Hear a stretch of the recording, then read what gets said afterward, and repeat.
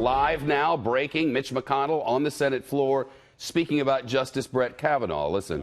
Any corroborating evidence whatsoever. The reporting was so thin, the story ran not in the news section, but on the opinion page. In fact, Mr. President, they've already had to issue an enormous correction. The writers conveniently failed to note that the supposed victim herself declined to be interviewed. And several of her friends say she has no memory of any such thing happening.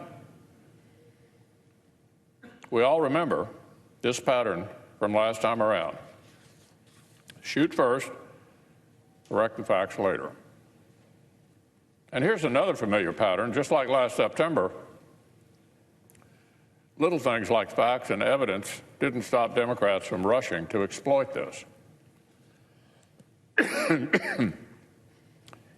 Even as the media was trying to backpedal, a number of the Democratic presidential candidates were hysterically calling for Justice Kavanaugh to be impeached.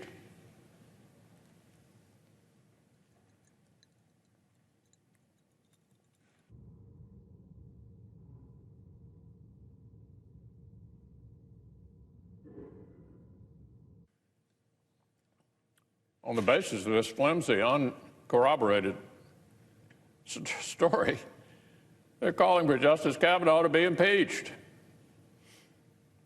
That includes several of our own Senate colleagues. And even after the massive correction, no one in that group has backed off of the ridiculous threat.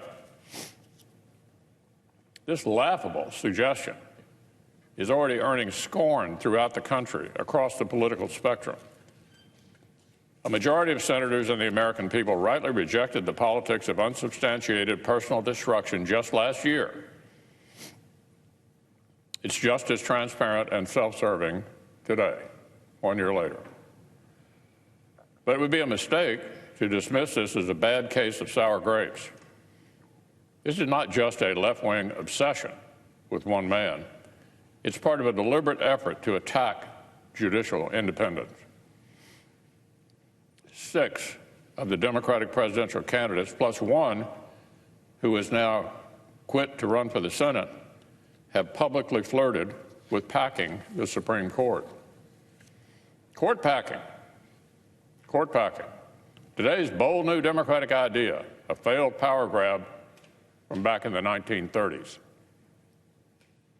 Just a few weeks ago, some Senate Democrats nakedly threatened the Supreme Court justices in writing. Our colleagues sent the court an outlandish brief, gravely intoning that the Supreme Court is not well, they said. The Supreme Court is not well. Here was the punchline. Either issue rulings we like or we'll pack the court. Issue rulings that we like or we'll pack the court. This is not normal political behavior. These are the actions of a political party whose agenda is so alien to the Constitution that they feel threatened by fair and faithful judges. Well, Mr. President, this is what I would say. When the simple notion that judges should be faithful to the Constitution looks like an attack on your agenda, maybe it's your agenda that needs a makeover, not our independent judiciary. When you are this willing to launch unhinged personal attacks, you reveal a whole lot more about your own radicalism than about the men and women you target. So this is my commitment, Mr. President, and the commitment of all my Republican colleagues.